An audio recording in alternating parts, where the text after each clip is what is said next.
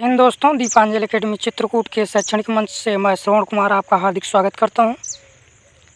दोस्तों, आज से हम हिंदी साहित्य की विभिन्न प्रतियोगी परीक्षाओं में लगे उपन्यासों की मूल टेक्स्ट बुक के अध्ययन की श्रृंखला को लेकर आज हम शुरू करते हैं, जिसमें हम मुंशी प्रेमचंद जी का चर्चित उपन्यास गोदान का आज हम अध्ययन करेंगे। यह उपन्यास दोस्तों विस्तृत है, अतः इसका अध्ययन हम कई भागों में विभाजित करके करेंगे। साथ ही विगत परीक्षाओं में पूछे जाने वाले प्रश्नों का जो पैटर्न है उसको ध्यान में रख करके जो महत्वपूर्ण तथ्य हैं उपन्यास के, जो परीक्षा में पूछे जा सकते हैं, तो उनको भी हम ध्यान देते चलेंगे। और साथ ही आप लोगों से ये गुजारिश रहेगी कि आप लोग जब इस वीडियो को देखें तो पेन और कॉपी लेकर के ज़रूर बैठिएगा और जो महत्वपूर्ण तथ्य बताए जाएं, जो परीक्षा की दृष्टि से उपयोगी हों, उनको नोट ज़रूर करते जाइएगा, क्योंकि इस श्रृंखला का उद्देश्य ही एक है कि इस बार हम जो मूल टेक्स्ट बुक हमारे पाठ्यक्रम में सम्मिलित हैं उनका गहन अध्ययन कर लिया जाए, ताकि हमें बार बार परेशान ना होना पड़े, बार बार ना पढ़ना पड़े और एक ही बार में हम संपूर्ण तथ्यों को एकत्रित कर लें। क्योंकि दोस्तों, अब परीक्षाओं में जो मूल टेक्स्ट बुक लगी हुई हैं सिलेबस में, उनके अंदर से प्रश्न बनाए जाने लगे हैं। आपने विगत परीक्षाओं को देखा भी होगा, चाहे यूजीसी नेट हो और चाहे छत्तीसगढ़ में जो हिंदी साहित्य की परीक्षा हुई है उसमें देखा है आपने कि अब जो परीक्षाएं कराई जा रही हैं उसमें जो प्रश्न पूछने का ट्रेंड है वह गंभीर होता चला जा रहा है और बहुत बारीकी से प्रश्नों को पूछा जा रहा है। हम अभी तक पढ़ते थे तो जो छोटे छोटे बिंदु होते थे तो उनको हम नज़रअंदाज करके छोड़ देते थे कि ये उपयोगी नहीं है, ये नहीं पूछे जा सकते। किंतु अब पूछा जाने लगा। जैसे पिछली बार मुर्दैया से पूछा गया था कि कोई एक पात्र है, उसकी वो राजनीति कहाँ से प्रारंभ करता है। छत्तीसगढ़ का जो पीजीटी का हिंदी साहित्य का पेपर था उसमें पूछा गया था कि झुनिया के पति की मृत्यु कहाँ हुई थी। तो ऐसे ऐसे बिंदुओं को जिनको हम नज़रअंदाज कर देते हैं उनको भी अब प्रश्न बनाने के ट्रेंड में लिया जा रहा है। अतः इस वीडियो व्याख्यान के द्वारा अब हम इन संपूर्ण बिंदुओं को ध्यान में रखते हुए नोट्स बनाते चलेंगे और सारे बिंदुओं को पढ़ेंगे, ताकि आगामी परीक्षाओं में हमें कोई क्वेश्चन छूटे ना पाए। तो इसी को ध्यान में रखते हुए आज हम इस श्रृंखला को शुरू करते हैं। तो दोस्तों, आप सबका स्वागत है। आइए जुड़िए और अपने सफ़र की ओर, अपनी मंजिल की ओर यात्रा शुरू करते हैं। और इसी प्रकार से हम एक एक करके सारे उपन्यासों, कहानियों, निबंधों और जो अन्य गतिविधियाँ लगी हैं सबका टेक्स्ट बुक का पाठ वाचन करेंगे और जो उपयोगी परीक्षा की दृष्टि से तथ्य होंगे उनको नोट भी कराते जाएंगे। तो आप लोग कॉपी पेन लेकर के बैठिएगा और उन तथ्यों को नोट करते जाइएगा। तो आइए दोस्तों, शुरू करते हैं अपने इस श्रृंखला को। आज का हमारा उपन्यास होगा गोदान उपन्यास, जिसको आप सब जानते हैं, यह प्रेमचंद जी का उपन्यास है। आज इससे हम शुरू करेंगे और इसी प्रकार से क्रमशः एक एक उपन्यास लेकर के आपके समक्ष प्रस्तुत होंगे। आइए देखते हैं। भाग 1। होरी राम ने दोनों बैलों को सानी पानी देकर अपनी स्त्री धनिया से कहा, गोबर को ऊख गोड़ने भेज देना, मैं न जाने कब लौटूं, जरा मेरी लाठी दे दे। धनिया के दोनों हाथ गोबर से भरे थे, उपले पाथ कर आई थी। बोली, अरे कुछ रसपानी तो कर लो, ऐसी जल्दी क्या है। होरी ने अपने झुर्रियों से भरे हुए माथे को सिकोड़ कर कहा, तुझे रसपानी की पड़ी है, मुझे यह चिंता है कि अबेर हो गई तो मालिक से भेंट न होगी।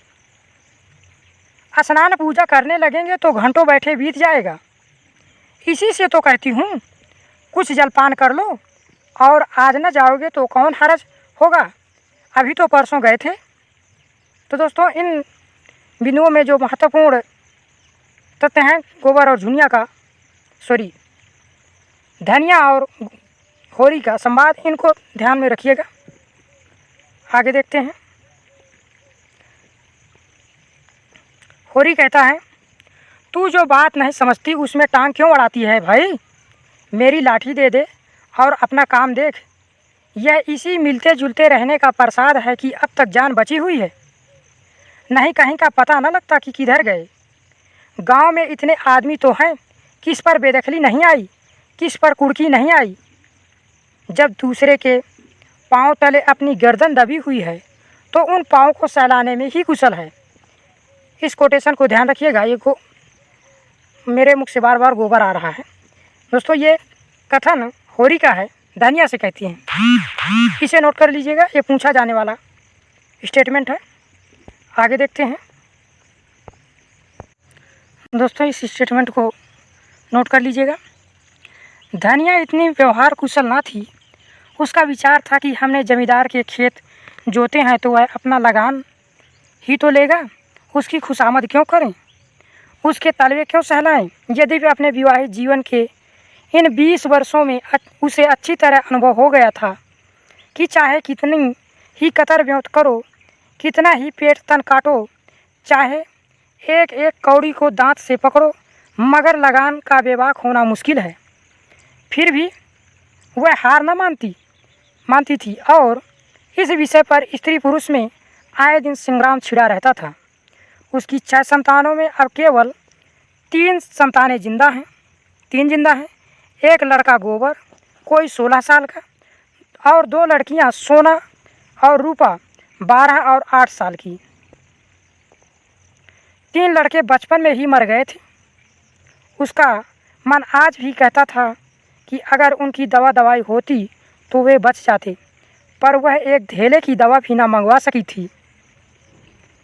दोस्तों, इसमें ध्यान दीजिएगा कि धनिया की तो जो विवाह का उसके समय बीते हुए हैं वह 20 साल हुए हैं, इसे नोट कर लीजिएगा। और उनके 6 संतानें हुई, जिसमें 3 जिंदा हैं और 3 पहले मर गई हैं। 3 जो जिंदा है उसमें गोबर लड़का है जो 16 वर्ष का है, इसे भी नोट कर लीजिएगा। साथ ही 2 लड़कियां हैं, सोना और रूपा। इनकी उम्र, सोना की उम्र 12 वर्ष है तथा रूपा की उम्र 8 साल बताई गई है। इनको नोट कर लीजिएगा। आगे देखते हैं।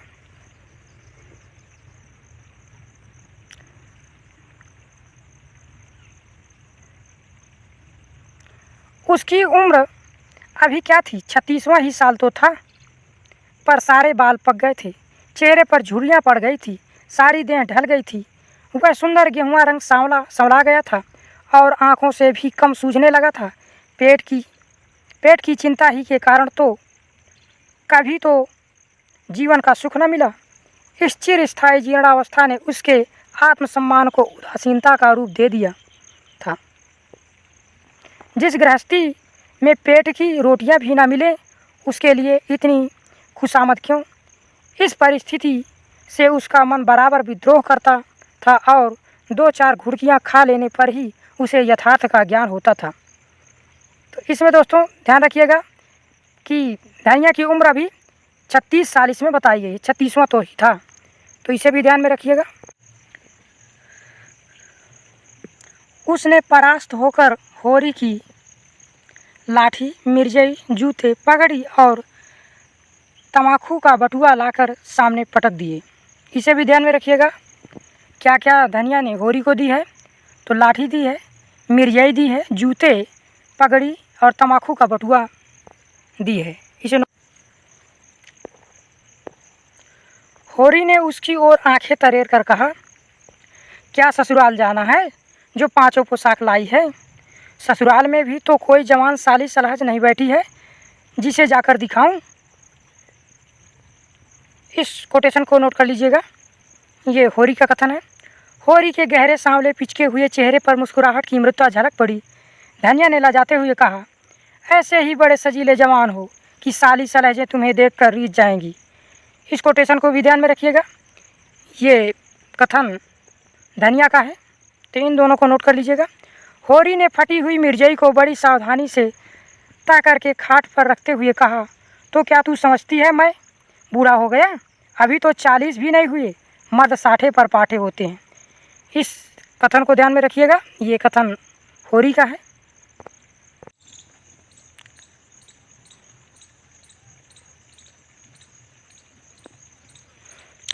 जाकर शीशे में मुँह देखो, तुम जैसे मर्द 60 पर पाठे नहीं होते, दूध घी अंजन लगाने तक को नहीं मिलता,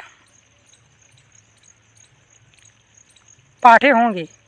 तुम्हारी दशा देखकर तो मैं और भी सूखी जाती हूँ कि भगवान यह बुढ़ापा कैसे काटेगा, किसके द्वार पर भीख मांगेंगे। होरी की यह क्षणिक दुर्बलता मृदुता यथार्थ की इस आँच में झुलस गई। लकड़ी संभालता हुआ बोला, साठे तक पहुँचने की नौबत ना आने पाएगी धनिया, इसके पहले ही चल देंगे। इस कथन को नोट कर लीजिएगा। धनिया ने तिरस्कार किया, अच्छा रहने दो, मत आंसू मुँह से निकालो। तुमसे कोई अच्छी बात भी कहे तो लगते हो कोसने।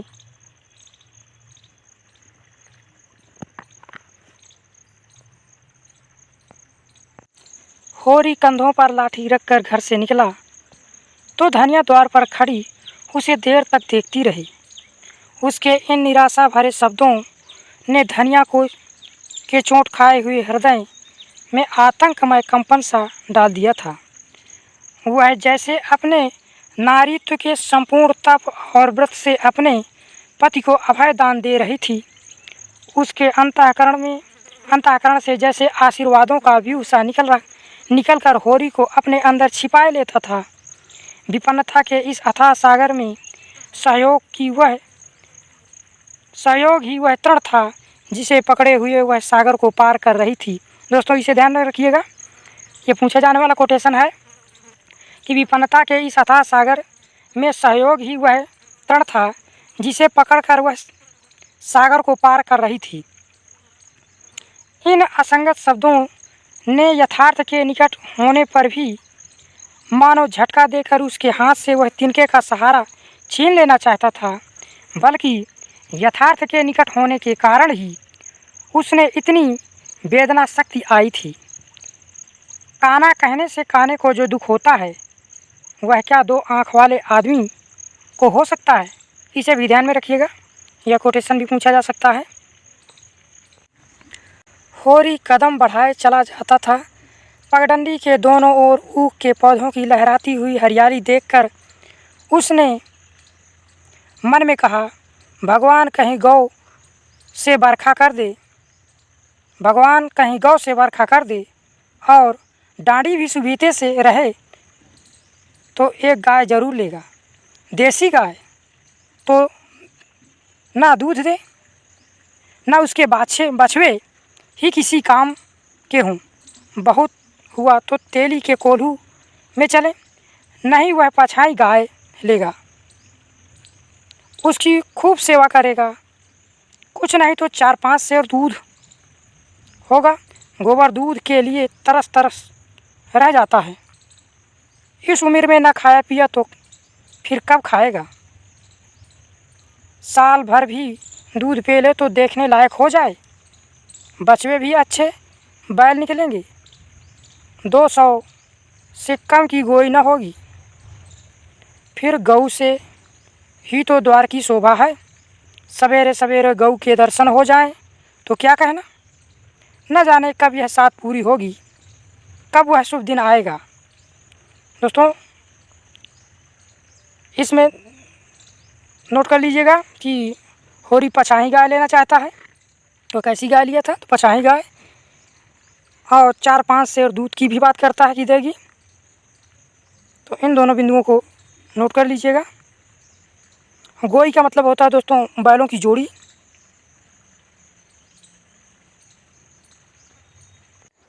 एक गृहस्थ की भांति होरी के मन में भी गऊ की लालसा चिरकाल से संचित चली आती थी।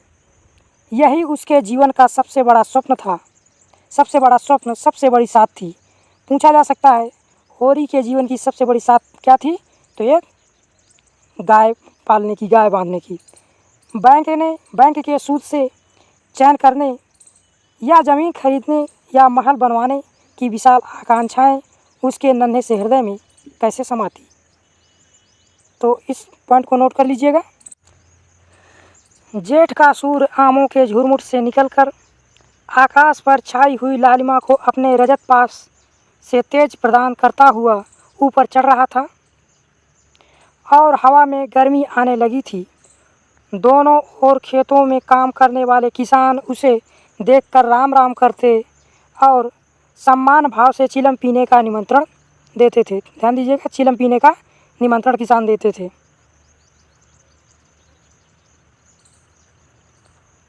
पर होरी को इतना अवकाश कहाँ था। उसके अंदर बैठी हुई सम्मान लालसा ऐसा आदर पाकर उसके सूखे मुख पर गर्व की झलक पैदा कर रही थी। मालिकों से मिलते जुलते रहने ही का तो यह प्रसाद है कि सब उसका आदर करते हैं। नहीं उसे कौन पूछता। 5 बीघे के किसान की बिसाथी क्या। होरी के पास कितनी ज़मीन थी? 5 बीघे थी। इसको भी नोट कर लीजिएगा। यह कम आदर नहीं है कि 3-3, 4-4 हल वाले महतो भी उसके सामने सिर झुकाते हैं।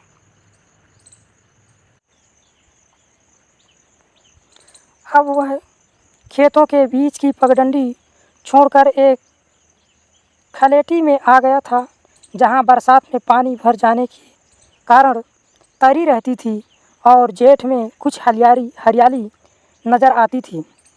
आसपास के गांवों की गौएं यहाँ चरने आया करती थी।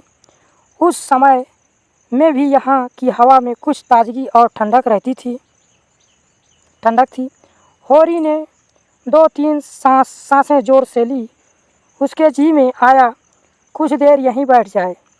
दिन भर तो लू लपट में मरना है ही। कई किसान इस गड्ढे का पट्टा लिखाने को तैयार थे, अच्छी रकम देते थे, पर ईश्वर भला करे राय साहब का कि उन्होंने साफ कह दिया यह ज़मीन जानवरों की चराई के लिए छोड़ दी गई है और किसी दाम पर भी ना उठाई जाएगी। कोई स्वार्थी जमींदार होता तो कहता गाय जाए भाड़ में, हमें रुपए मिलते हैं, क्यों छोड़ें। पर राय साहब अभी तक पुरानी मर्यादा निभाते आते हैं। जो मालिक प्रजा को न पाले वह भी कोई आदमी है। ध्यान दीजिएगा इस कोटेशन को। होरी कहता है अपने मन में, ये जब यात्रा करते हुए जा रहा है राय साहब से मिलने, वहाँ पर रास्ते में कहता है जो मालिक प्रजा को न पाले वह भी कोई आदमी है।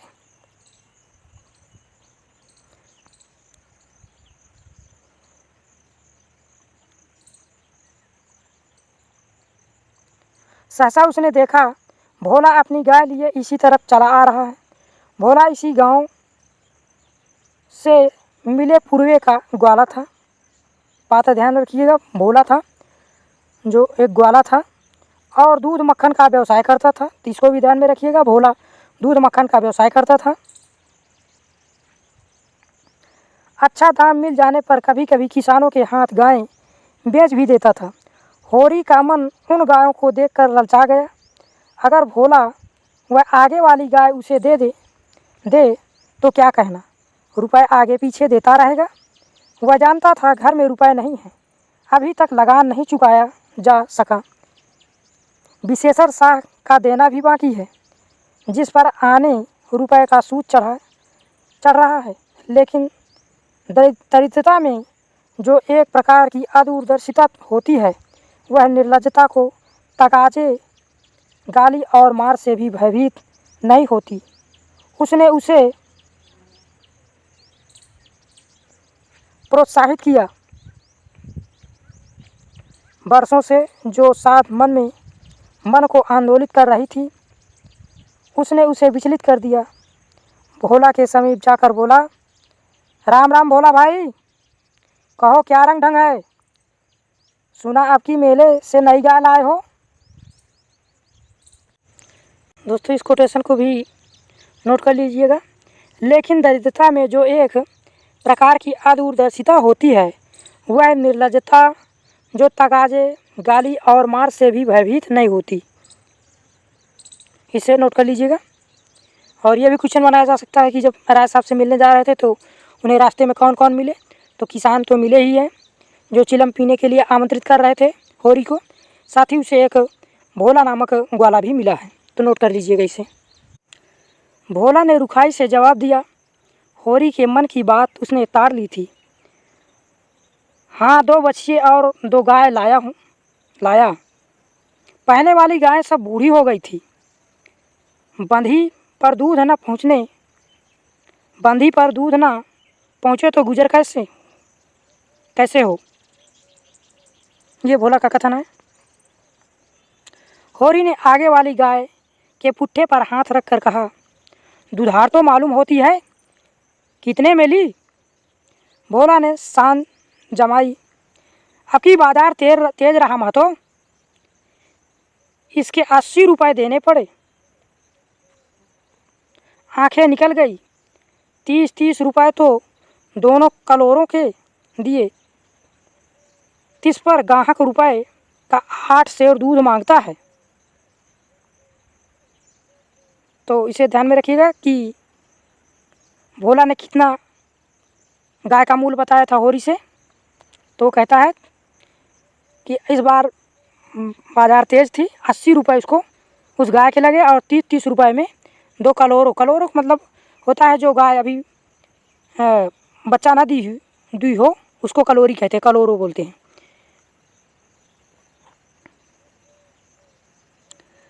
बड़ा भारी कलेजा है तुम लोगों का भाई, लेकिन फिर लाए भी तो वह माल कि यहाँ 10-5 गांव में तो किसी के पास निकलेगी नहीं। भोला पर नशा चढ़ने लगा। बोला, राय साहब इसके 100 रुपये देते थे, दोनों कालोरों के 50-50 रुपये, लेकिन हमने ना दिए। भगवान ने चाहा तो 100 रुपये इसी बयान में पीट लूँगा। इस कथन को ध्यान में रखिएगा। ये कथन भोला का है। ये डींग हाँकता है होरी से। इसमें क्या संदेह है भाई, मालिक क्या खा के लेंगे, नजर आने में मिल जाए तो भले ले लें। यह तुम्ही लोगों का गुर्दा है कि अंजलि भर रुपए तकदीर के भरोसे गिन देते हो। यही जी चाहता है कि इसके दर्शन करता रहूं। धन है तुम्हारा जीवन की गऊओं की इतनी सेवा करते हो, हमें तो गाय का गोबर भी मैसर नहीं। गिरस्त के घर में एक गाय भी, गिरस्त का मतलब गृहस्थ के घर में एक गाय भी ना हो तो कितनी लज्जा की बात है। साल के साल बीत जाते हैं, गोरस के दर्शन नहीं होते। घर वाली बार बार कहती है, भोला भैया से क्यों नहीं कहते। मैं कह देता हूँ, कभी मिलेंगे तो कहूँगा। तुम्हारे स्वभाव से बड़ी प्रसन्न रहती हैं। कहती हैं, ऐसा मर्द ही नहीं देखा कि जब बातें करेंगे नीची आँखी करके कभी सिर नहीं उठाते। अब यहाँ पर जो होरी है वह भोला को चढ़ा रहा है।